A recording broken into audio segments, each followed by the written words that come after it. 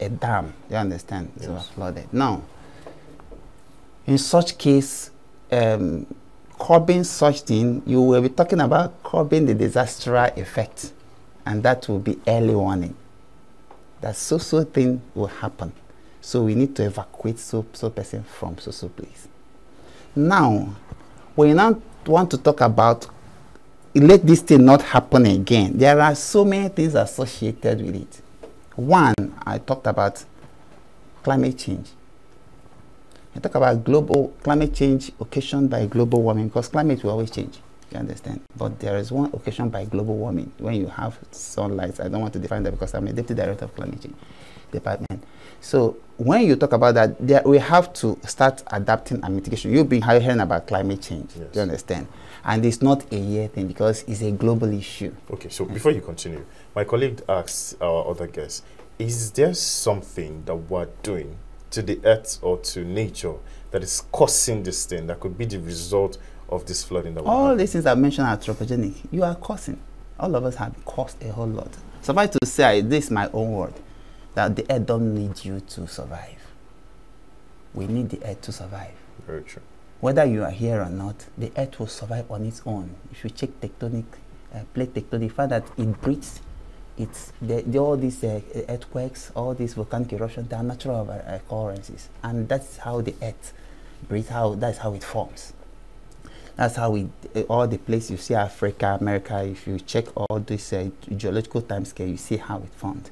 So most of the problems you see us suffering on this earth are caused by us. When we enter the earth, if you talk about climate change, us. If you talk about flooding, us. Because when you check, that's why I mentioned contours. Do you understand? When I came, if you check this table, for example, when you are studying contour, the smaller part will be the upper part, while those bigger parts will be the lower part.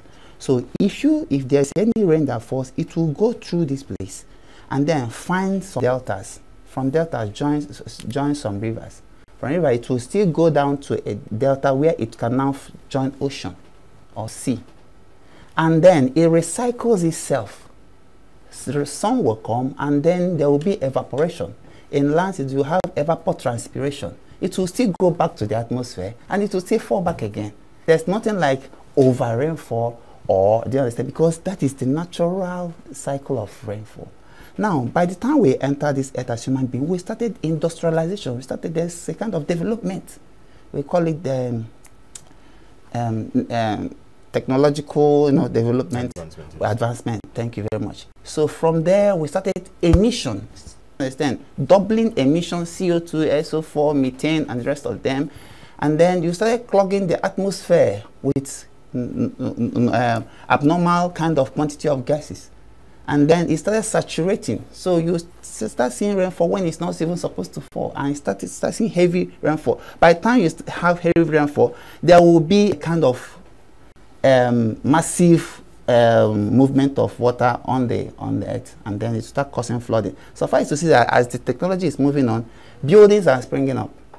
So many people, if you go to some states, you'll find out that some people will see a waterway and they will build on it. If you go to some, then you see some people don't follow the blueprint of states and kind of building houses. That is why some governors will come on board and they'll start demolishing certain places because you didn't follow the area originally. I don't know whether I'm making sense. So as if we as people start checking out the natural pathways of water, how it collects down to the ocean, and then starts changing our character based on the way we live, emission level, I think that is a baseline. That is where we can now start from. Primarily, we can say, okay, if you are building, for example, when I entered this building, everywhere, I noticed that everywhere is interlocked. Yes. Interlocked. Yes. If it's not interlocked, you see jam and floor here. Yes. So what will happen when rain falls here? Where will it go? To pass through your gate outside to the road. And then very soon they may tar the road because everybody will be praying for the road to be tarred. And then when rain falls, it will now look for this, maybe a smaller gutter that you may have created. So what do you expect? It will go to somewhere and form flash, and flash flood can kill, carry somebody, kill, carry even, take away vehicles. So if we change our ways, this building, you are not supposed to interlock everywhere, so that when rain falls, it will eventually seep into the ground. You understand? So if you go to other areas, find that interlocking, diamond flooring, tarring has been the order of the day. So when rain falls, it will now start moving, finding a place to take itself away. So by that time, flooding will be formed. You understand? From there, you start having heavy flooding. You have the one that used to move away communities. That is the one that we always check. We see that in Adamawa, you see what happened in Adamawa. In Taraba State, you see what happened in Taraba State. In another place in Far North, you see what happened there. In 2022, of course, we see, most of us saw exactly what happened in Kogi, when if you travel by land. Even this year, you see, and have displaced so many people, millions of people, and killed some people, and then damaged houses worth billions of naira.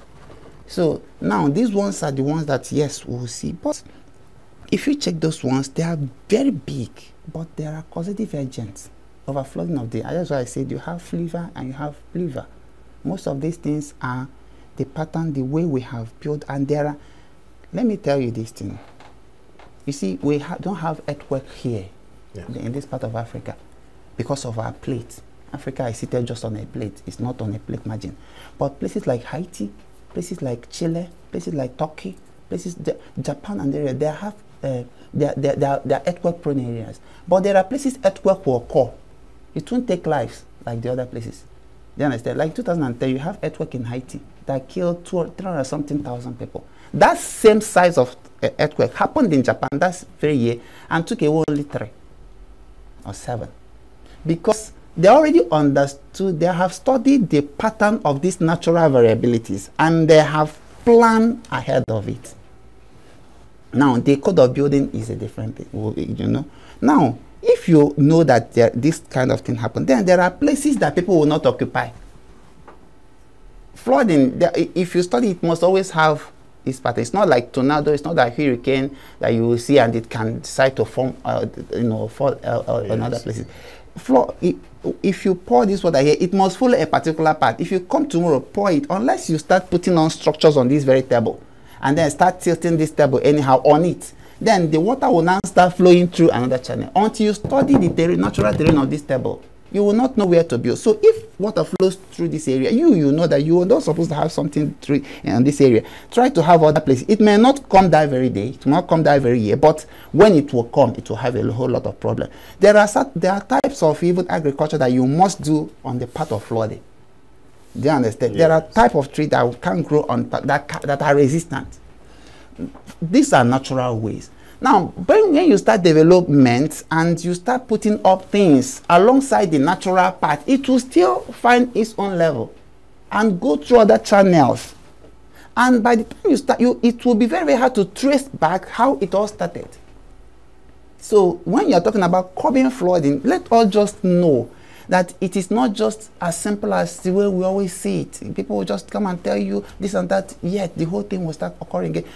You have to always have a synergy with other countries, because water passing through your community is not retained in your community. It must go through another community, through another state, to another country, to another continent. It will enter a river and still, do you understand? So you can't control their movement. They are natural. So you must have a synergy with other countries. Know their terrain, know how they handle their own kind of environmental activities. And then with that synergy, you can form a policy and even a law that will be guiding certain things, so that you, if you are opening your dam, for example, you are from another country, you will tell me that I'm opening my dam because it will affect me. Are you getting it? Now, if I'm doing some other thing, I will tell this very country, they will have early warning. Now, there are parts that will say, okay, let's say this thing happened here this year, happened here next year, happened here. In 10 years, we've been seeing the occurrence. Okay, let us buildings should live here. We will not compensate these people. They'll have another community, because we have seen that this is a natural occurrence here. Now, before we now start saying, okay, how can we now start curbing certain things, or how can we adapt? Because what we're talking about is adaptation. So these are the things. When you, it's not something you just come and say. I don't like speaking on something that is so simple. I can tell you how to curb flooding is not build on waterways. Don't put debt here. Don't. But these are not the major issues when you see the bigger picture of flooding.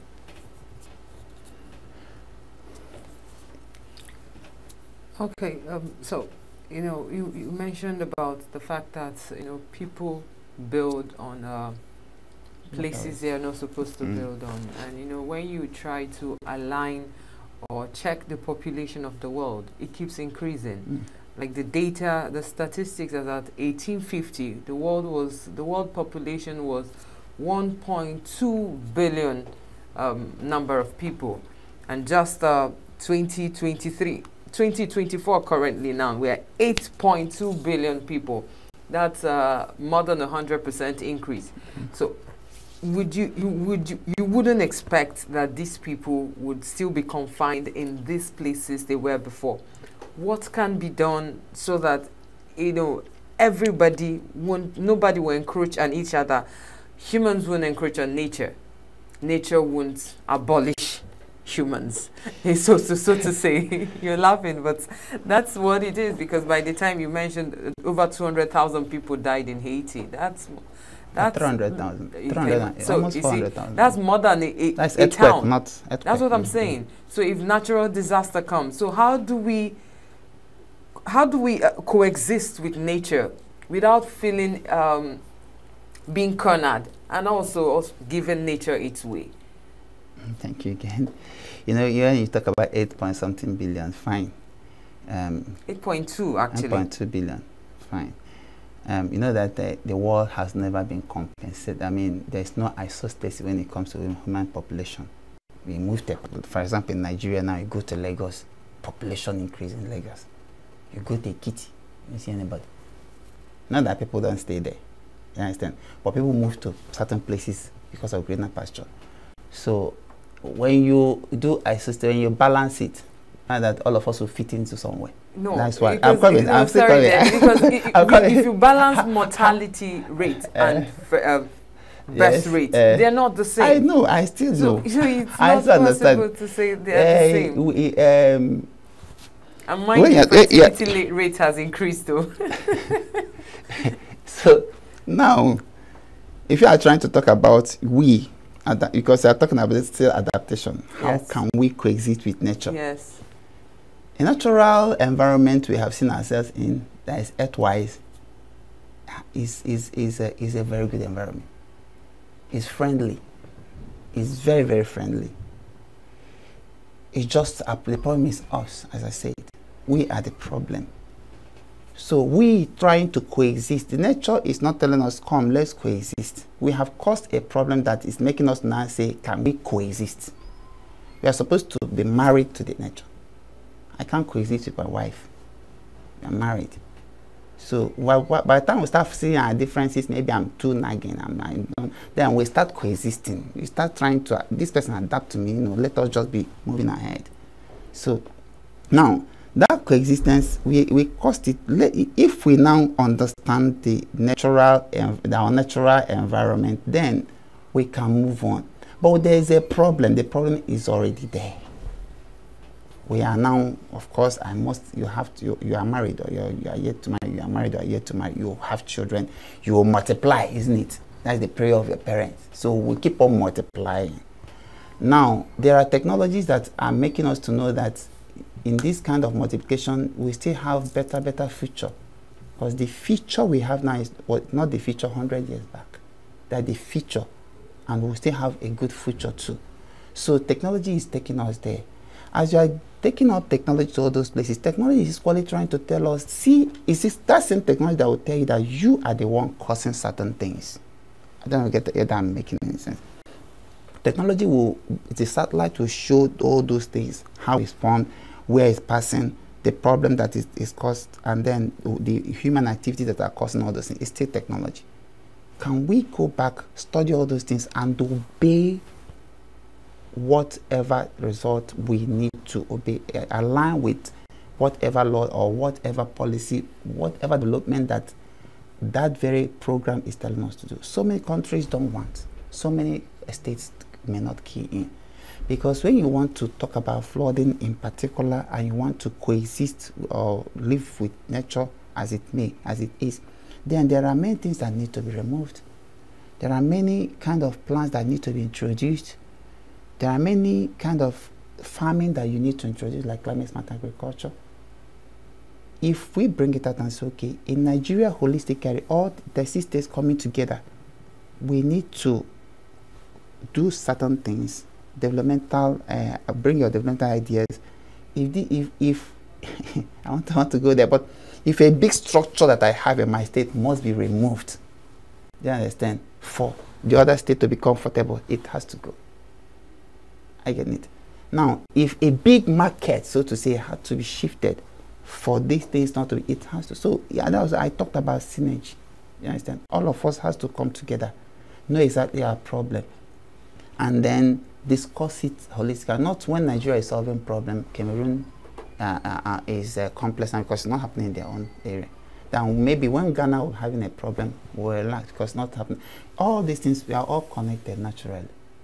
When we talk about climate change, for example, Nigeria is not a country that, but we are trying to mitigate and adapt. You understand? Other countries that produce a whole lot that have been emitting so much cause this issue of climate change. You understand? If you go to Paris Agreement, all those things, you will find out exactly what's going on. But all of us are trying to, everybody, no matter how little, state by state, we are taking our emission level, we are trying to curb certain things. Now, the bigger giants, what are you doing to reduce the emissions? So it must be, you must have connection from different countries, different states, for us to adapt, because we are talking about adaptation, as I said, adapt. That when flooding occurs, it will not cause this kind of damage. Do you understand? Yes. So that, from what you're saying, there is need for an urgent world meeting for everybody, all stakeholders, to sit on a table and have this discussion. Let us start town by town, local government, state by state. I get it. Town by town, my town A and town B. You understand? I have flood. My town is flooded. Is there anything we can do in town B to ameliorate the situation? Now from there we go to local government. Local government. My local government, like I talked about Shelling, I don't know, I think it's Shelling local government. What of COD local government? Do you understand? Is there anything we can do? Then we come to states, Adamawa and Taraba and Plateau. Is there anything, this is happening geologically, geographers, everybody will come, environmentalists will come, you have your satellites, and then study the pathway. Is there any way through your state certain things can happen? Is there something you are doing in your state that is causing what's happening in a state? I don't get me. Yes. There's something I will do in my room, but it may start causing problem in your own room. So do you think there's enough sensitization? Because sometimes people don't know about these things. So do you think there's enough sensitization about it? Yes. It's only a blind man that will not see what is happening or what has been happening. Even if you're in that area, you know. If it rains today, you go out, you will find out that you still jump certain areas because you want to. Do you understand? So it's not something you see. Maybe you start blaming the government. Is there enough sensitization? I don't think this is about blaming the government. I mean, if you go to all these rural areas, these villages, these people don't even understand whether their houses are in the right places or not. So is there enough information for them to know that, okay, you are not supposed to build here, you are supposed to build here, and this your structure here, oh, we have to take it down or something like that. Is there enough information for them? I believe that they may not know, because it's all about inheriting a landed property. Like you know that you have landed property in your house, except her, she's able. So, but you may still have. So you have inherited. So now, as inheritance, you are too tiny to know whether there's a passage, there's something will happen here. Now you inherited your cousin, inherited his, or your uncle. You understand? Yes. Now the next thing that you come to the town to make money. After making money, you go back to build gigantic houses and then show off your wealth by interlocking everywhere. So interlock is a problem. No, I'm not saying it's a problem. I'm Okay. coming now. Okay. Now, there's no way you will know this thing may cause problem, because if you know, I believe that you may not do it. Yes. You understand? So this is exactly why there must be a synergy between countries. Do you understand? Because it is a bigger picture now. It's a bigger picture.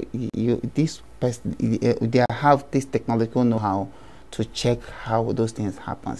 Now, remember that the part that might be demolished, the part that might be avoided, building how to take it, is a land and might be your own. Are you getting it? Yes. So by the time these things are done, it's still those rural dwellers, or you must cascade it to the grassroots.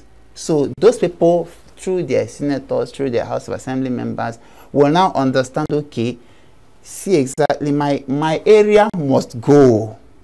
I don't know whether I get in the picture. So it's not as though if we have country, have understanding with other countries about flooding, that it will pass over it must go through a particular land, and it must pass through someone's inherited land. And that person will now understand. It will be painful. It might not even happen to your place. You may not have experienced flooding, but your area may be marked. So do you think there should be a form of compensation, of course, for anybody that the land is, for instance, let's assume it encroaches into my land, and I'm like, okay, for the peace of nature and coexistence of men, marriage of men and nature, yeah, I'll let go. Should there be a compensation? Yes, of course. I happen to be one of the members that created Ice Road towards Iga community and some other places in Enugu State. And one thing we did is you are still trying to develop the area, but you still compensate any farm.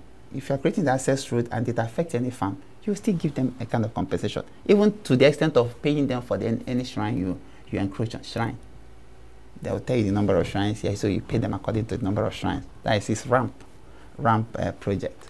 You understand? So even when the community, when it affected their own shrine, they came. They paid them because they're going to displace the shrine. Do you understand? In as much as you're creating access roads for them, let alone when you have a building and it must be removed because of what you don't know, what you don't have to have prior knowledge of that. Are you getting it?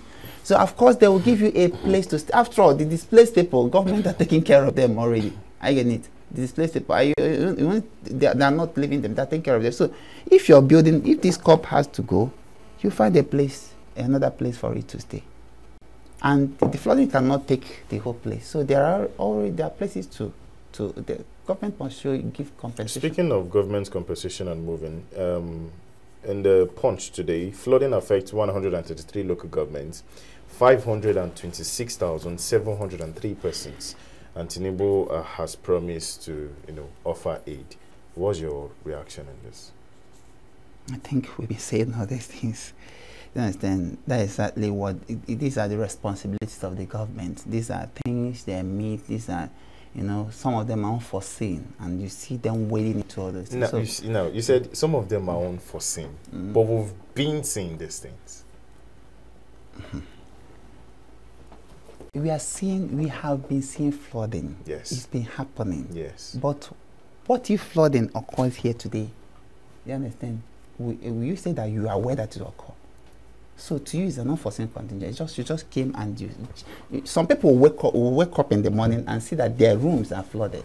You understand? So to them, it's not planned.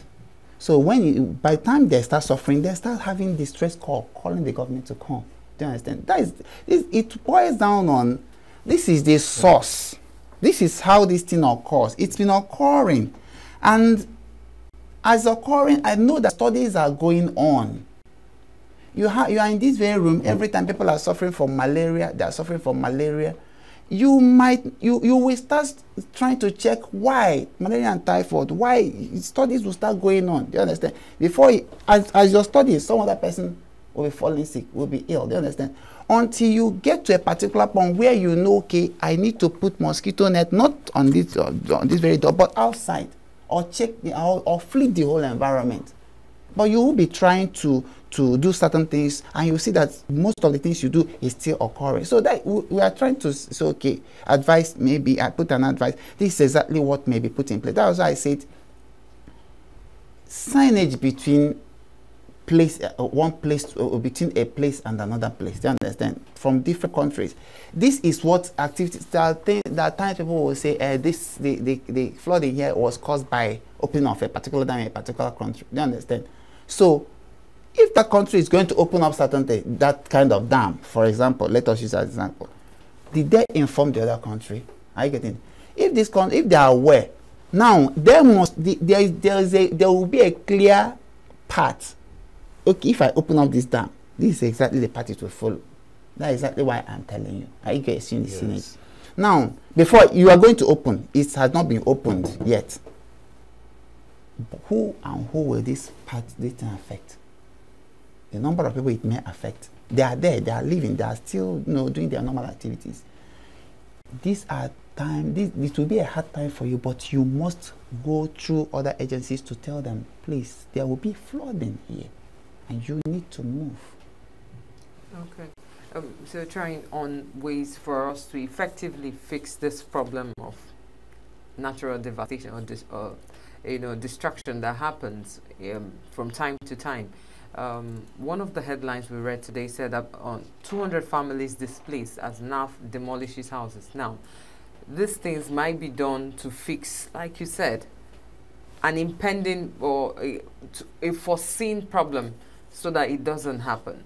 Should they be compensated before demolition? As in, should they be fixed in houses before demolishing theirs, or is it good to demolish, then find ways to compensate them later? Because, for instance, these 200 families, not persons, are displaced, and meanwhile soldiers are deployed inside. Property owners demand compensation. That means they are not yet compensated, and federal government keeps mum. So how effectively, so that we're trying to find ways for people to easily accept this, that accept what, my house is because going to be yes, destroyed. I'm trying for us to marry nature and to exist. Well, hey, this has happened. Are you going to throw me out and on to the rain without any commensurate alternative of coverage or shelter? Well, you're talking about NAF demolition a particular building and then compensation, isn't it? That's exactly what we want to be talking about now. But the question is good, but check it this way. It depends on the urgency of any kind of disaster that is coming. I am not trying to defend anybody here, but when you check Hurricane Katrina or all those natural disasters that used to happen outside the country, there are ones that will be so imminent and you need to move. Yes, it's true that nobody will be demolition, but you need to move. I knew there's this man that left the house with putting on only boxers. Then they dragged the man out from the house because there will be, if you stay, you'll have a problem. So if there is a disaster coming and there must be an imminent demolition, there is what you must remove this corpse now for some other thing greater, for a kind of disaster not to happen. I think you have to start. It might not be palatable to whoever that will hear it, but it depends on the intelligence, what is known already that may happen. So it's not maybe they are trying to deal with somebody or be against anybody. No, but because something imminent may happen, and if we now say, okay, stay, let's start looking out for a place before this starts happening. Depending on the context. You talked about NAF demolition, so it depends on context. Are we talking on the context of that flooding? Because you did not tell me. Demolition is based on natural occurrence, natural disaster that may come. Because when you tell me that somebody is demolishing a particular house, is that person demolishing that house because there are kidnappers there? Is that person demolishing that house because maybe a tree will fall upon the house, or it will? So it depends on the context. When you talk demolition, you will say they are demolishing this place because of this. So what will happen? So you just say this now, that demolition, but for what? Okay. There is a recent flooding that happened in Aniri, in Enugu State. Yeah. What has the government done concerning it? Yeah, they're not coming to my state.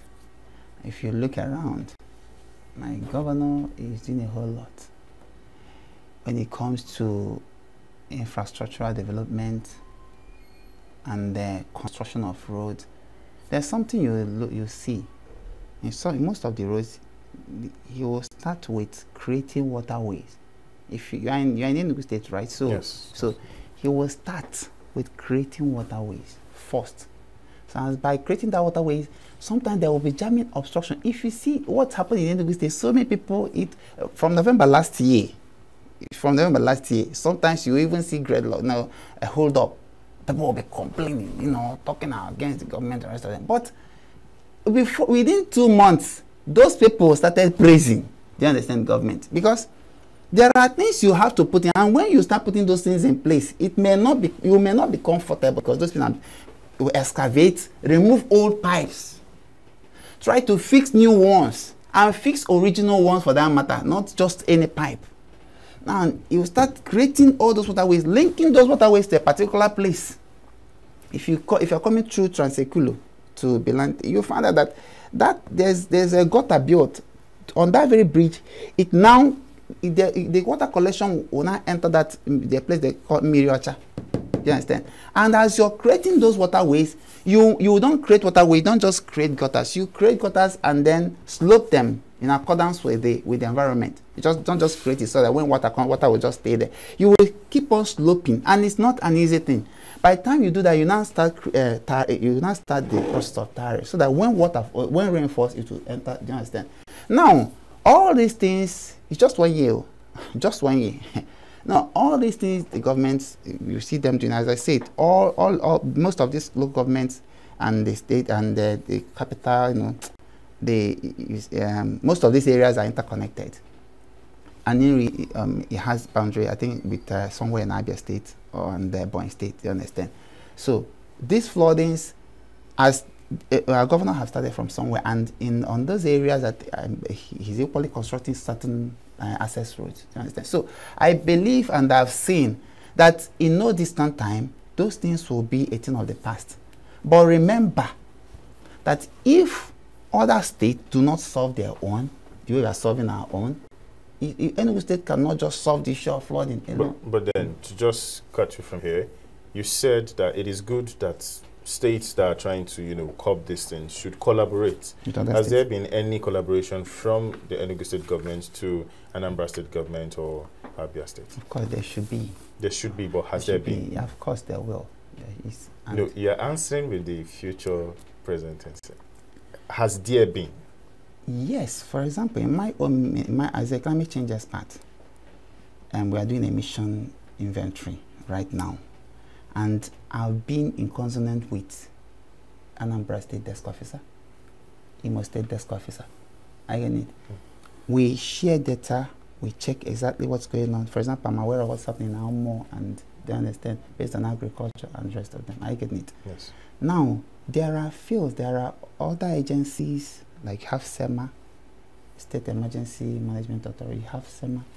You have other agencies that are collaborating with other states. You have equally Enugu State New Map. You have agricultural areas. You understand? So there are, as I'm doing my own with other states, they are equally doing their own with other states. Okay. I get it. So that is beautiful. So concerning the Aniri, what is the government doing currently for the community there?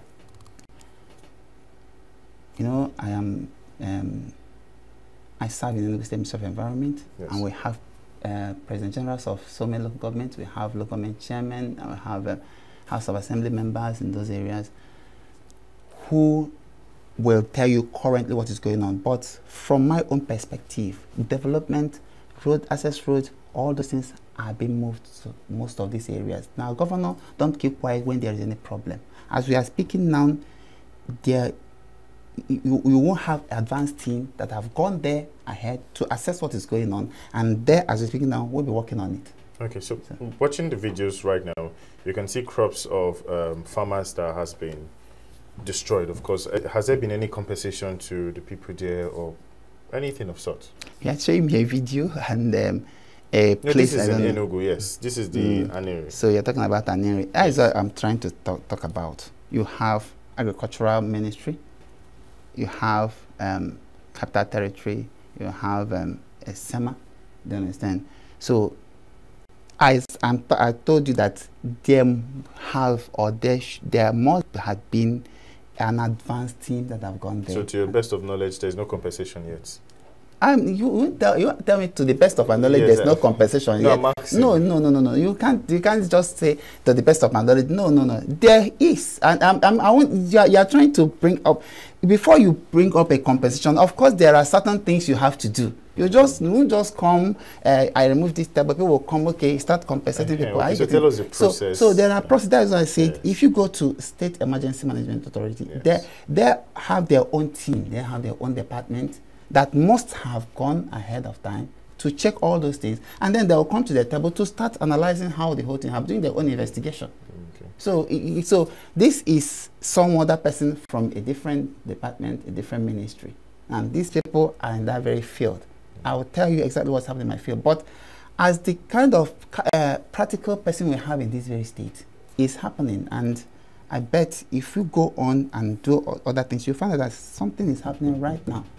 Okay. Finally, from before Chomalina asks you her own question, just like she said earlier on, there's compensation. Yes, we've established that. So how long will it take? How long does it usually take? For example, now you want to come and take away my property, and because I have the knowledge of the betterment of the community, the states, the country, okay, so flood has to pass through.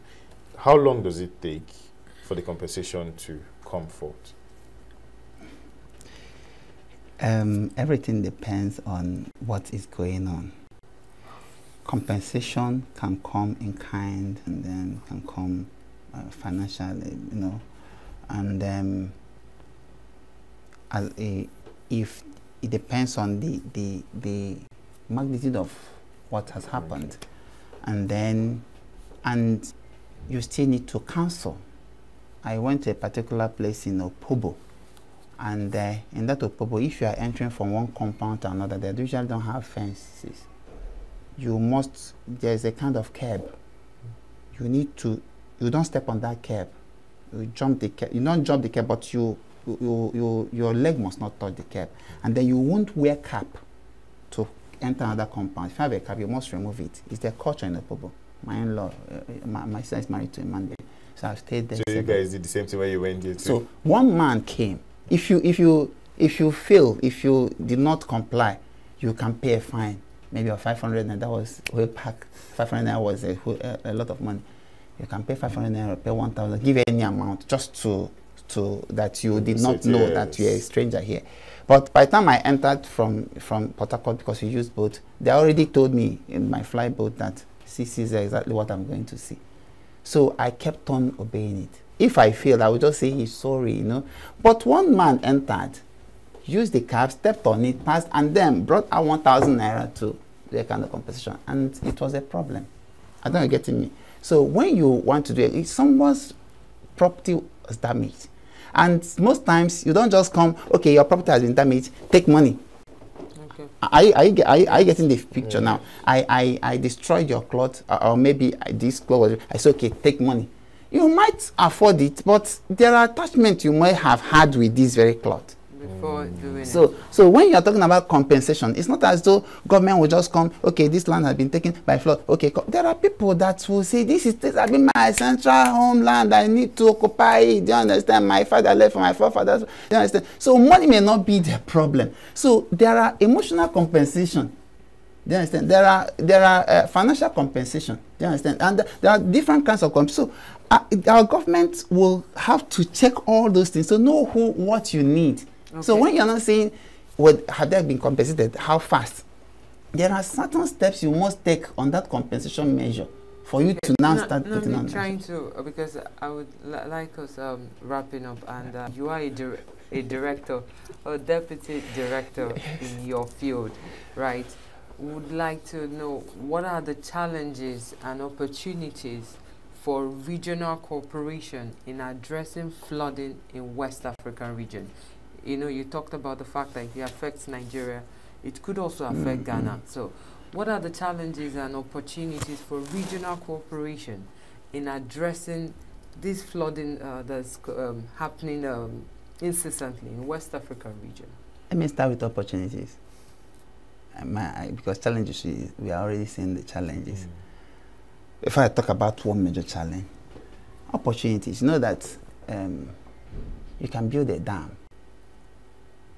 If flooding, if you know the path very well, you can use it and generate renewable resources. Are you getting it? Let it be going, flowing through that path, and it will be generating electricity. So it's a very big opportunity. Just like your wind.